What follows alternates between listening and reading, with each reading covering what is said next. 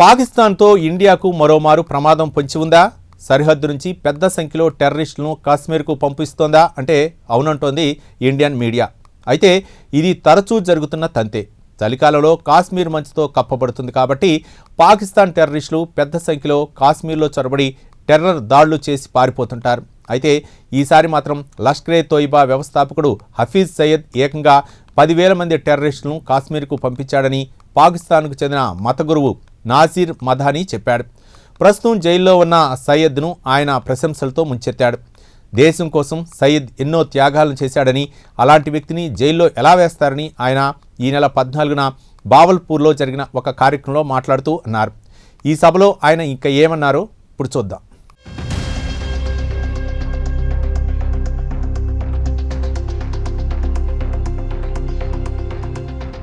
పాకిస్తాన్ నుంచి ఇండియా ప్రమాదం పొంచి ఉంటుందనేది నగ్న సత్యం. చిన్న అవకాశం దొరికినా పాకిస్తాన్కు చెందిన ఐఎస్ఐ పెద్ద సంఖ్యలో ఇండియాలోకి టెర్రరిస్టులను పంపించి అల్లకల్లోలం సృష్టించటానికి యత్నిస్తుంది. దేశానికి స్వాతంత్ర్యం వచ్చినప్పటి ఇదే తంతు కొనసాగిస్తోంది. దీనికి కారణం ఇండియాలోని కశ్మీర్ను తమకు అప్పగించాలని దేశ విభజన జరిగినప్పట్నుంచి వాదిస్తోంది. కశ్మీర్ కోసం ఇప్పటి వరకు జరిగిన యుద్ధాలో పాకిస్తాన్ ఘోరంగా ఓడిపోయినా తన బుద్ధి మాత్రం మార్చుకోవటం లేదు.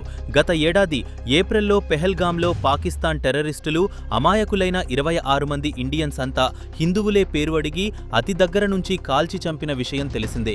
అటు తర్వాత మే 7న కేంద్రంలోని మోదీ ప్రభుత్వం ఆపరేషన్ సింధూర్ పేరుతో పాకిస్తాన్లో దూరి పాకిస్తాన్ ఆర్మీ ఎయిర్ ఫోర్స్ను ధ్వంసం చేసింది. చివరకు కాళ్ల బేరానికి వచ్చి కాల్పుల విరమణ అంగీకరించాలని కోరడంతో ఇండియా అంగీకరించింది. ఇంత చేసినా పాకిస్తాన్కు మాత్రం బుద్ధి రావటం లేదు.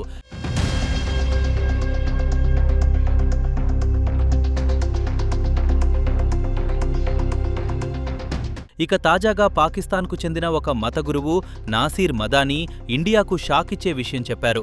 ఈ నెల 14న పాకిస్తాన్ స్వాతంత్ర దినోత్సవ సంబరాలు చేసుకుంది. భావల్పూర్లో పాకిస్తాన్ మర్కజాయి లీగ్ PMML LET అనుబంధ సంస్థ ఏర్పాటు చేసిన ఒక ర్యాలీలో ఆయన ప్రసంగించారు. ఈ సందర్భంగా మదానీ హఫీజ్ సయీద్ను ప్రశంసలతో ముంచెత్తాడు. ఆయన దేశం కోసం చేయని త్యాగం లేదని, ఆయన దేశభక్తి గురించి చెబుతూ సయీద్ 10,000 మంది కమాండోలను కశ్మీర్కు పంపించాడని చెప్పారని మీడియాలో వార్తలు వచ్చాయి.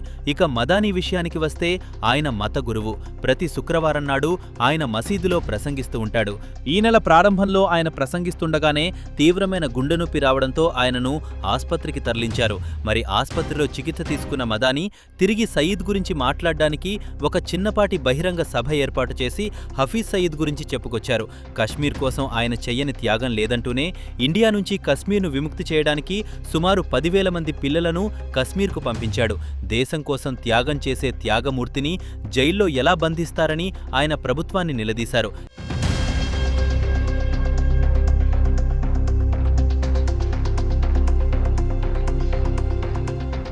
తన మాతృభూమి కోసం ఎన్నో త్యాగాలు చేసిన హఫీజ్ సయీద్ను జైల్లో వేస్తారా అని ప్రశ్నించారు. ఇక సయీద్ గొప్పతనం గురించి ప్రస్తావిస్తూ ఆయన ఇప్పటివరకు ఎలాంటి నేరాలు చేయలేదు, చీమకు కూడా హాని తలపెట్టలేదు, ఆయన షాపులను ధ్వంసం చేయలేదు, చెట్లను నడకలేదు, ఒక్క షాపు షట్టర్ను ధ్వంసం చేయలేదని మదానీ అన్నాడు. మన వద్ద వేలాది మంది కమాండో బాయ్స్ ఉన్నారు, వారు మన జాతీయ పక్షి హాని తలపెట్టలేదన్నాడు. ఇక మదానీ మాత్రం కశ్మీర్ విముక్తి కోసం హఫీజ్ సయీద్ పెద్దెత్తున మిలిటెంట్లను సమకూర్చి ఇండియాకు పంపుతున్నాడని, ఆయన దేశం కోసం ఎన్నో త్యాగాలు చేశాడన్నాడు. ఇక అసలు విషయానికి వస్తే సయీద్ LET అనే టెర్రర్ గ్రూపును 1980లో స్థాపించి ఇండియాలో పలు టెర్రర్ దాడులకు పాల్పడ్డాడు. ముంబై టెర్రర్ దాడుల సూత్రధారుడు కూడా హఫీజ్ సయాదే. ఆయనను గ్లోబల్ టెర్రరిస్టుగా అమెరికా కూడా ప్రకటించింది. ఆయన తలపై అమెరికా $10 మిలియన్ రివార్డును ఆఫర్ చేసింది.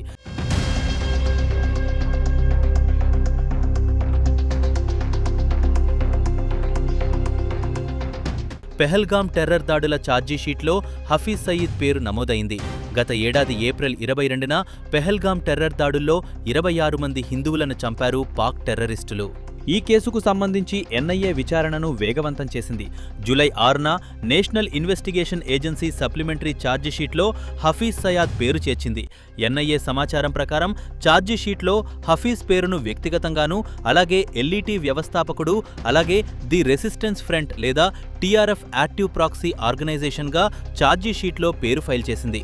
2 రోజుల తర్వాత గత నెల ఎండిన జమ్ములోని స్పెషల్ ఎన్ఐఏ కోర్టు సయీద్కు వ్యతిరేకంగా ఓపెన్ డేటెడ్ నాన్ బెయిలబుల్ వారెంట్ను జారీ చేసింది.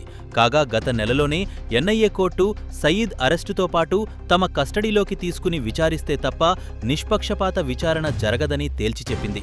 కాగా ఎన్ఐఏ కోర్టుకు సమాచారమిస్తూ హఫీజ్ సయీద్ విషయానికి వస్తే పాకిస్తాన్లోని పంజాబ్ ప్రావిన్స్లో సర్గోదాకు చెందిన రెసిడెంట్ అని, ఆయన కావాలనే ఉద్దేశపూర్వంగా అరెస్టు నుంచి తప్పించుకు తిరుగుతున్నాడని ఎన్ఐఏ కోర్టుకు సమాచారం అందించింది. కాగా కోర్టు వారెంట్ను జమ్ములోని ఎన్ఐఏ డిప్యూటీ ఇన్స్పెక్టర్ జనరల్కు ఫార్వర్డ్ చేయాలని ఆదేశించింది.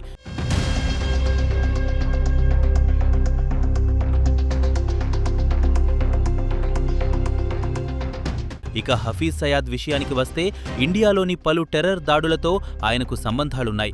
వాటిలో ప్రధానంగా చెప్పుకోవాలంటే నవంబర్ 2008 ముంబై దాడులని చెప్పుకోవచ్చు. ఇక తాజాగా మదాని మరోరు హఫీజ్ సయాద్ ఏకంగా 10,000 మందిని కశ్మీర్కు పంపించాడని బాంబు పేల్చాడు. ఇక ఇండియా విషయానికి వస్తే గత కొన్ని సంవత్సరాలుగా ఇండియాలోని టెర్రర్ దాడులకు మూలకారకుడు హఫీజ్ సయాద్ అని చెబుతోంది. పాకిస్తాన్లో యువకులను రెచ్చగొట్టేవారికి శిక్షణ ఇప్పించి ఇండియాపై దాడులకు పంపుతున్నాడు. ఇండియా తరచూ సయాద్ నెట్వర్క్ గురించి పాక్ ప్రభుత్వం దృష్టికి తీసుకువచ్చింది. అయితే టెర్రర్ ఫైనాన్స్ కు పాల్పడుతున్నందుకు సయీద్ను పాక్ ప్రభుత్వం అరెస్టు చేసి జైలుకు పంపించింది. ఇక సయీద్ జైల్లో ఉన్న ఆయన జైలు నుంచే టెర్రర్ నెట్వర్క్ ను కొనసాగిస్తున్నాడు.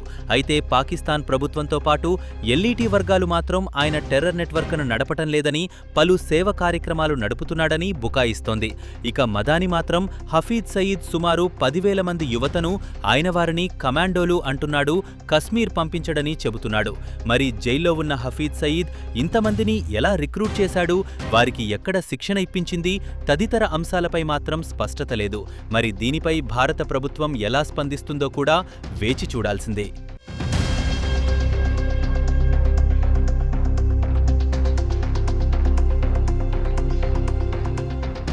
ఇక ఆపరేషన్ సింధూర్కు సంబంధించి డిస్కవరీ ఛానల్ ఒక డాక్యుమెంటరీని ఆగస్టు 15వ తేదీన డీక్లాసిఫైడ్ ఆపరేషన్ సింధూర్ పేరిట విడుదల చేసింది.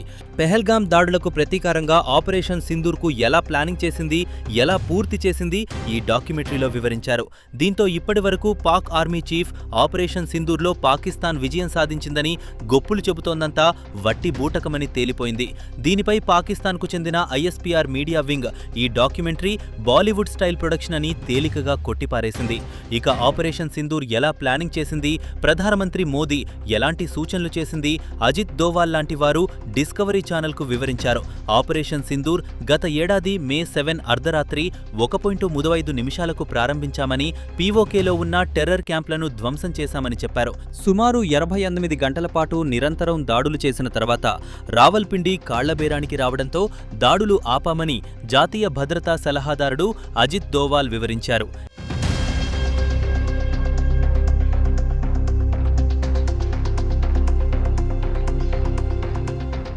ఈ డాక్యుమెంటరీలో అజిత్ దోవాల్ మాట్లాడుతూ ఇండియా ఉదారత, సహనం, సంయమనాన్ని పొరపాటున కూడా బలహీనతగా భావించరాదని పాకిస్తాన్ను హెచ్చరించారు. ఇండియా ప్రయోజనాలకు ముప్పు ఏర్పడుతుందని భావించినా లేదా ఇండియా ప్రజలకు కీడు తలపెట్టాలని చూసినా న్యూఢిల్లీ చూస్తూ ఊరుకోదని గట్టిగా జవాబు ఇస్తుందని హెచ్చరించారు. ఆపరేషన్ సింధూర్లో 3 టెర్రర్ గ్రూపులు ఎల్ఈటీ, జెఈఎం, హిజ్బుల్ ముజాహిద్దీన్ దారుణంగా దెబ్బతిన్నాయని ఆయన చెప్పారు. ఇక మరోమారు 10,000 మందితో కశ్మీర్లో దూరి అరాచకాలు సృష్టిస్తే ఆపరేషన్ సింధూర్ 2కు ఎంతో సమయం పట్టదంటున్నారు మన భద్రతా దళాలు.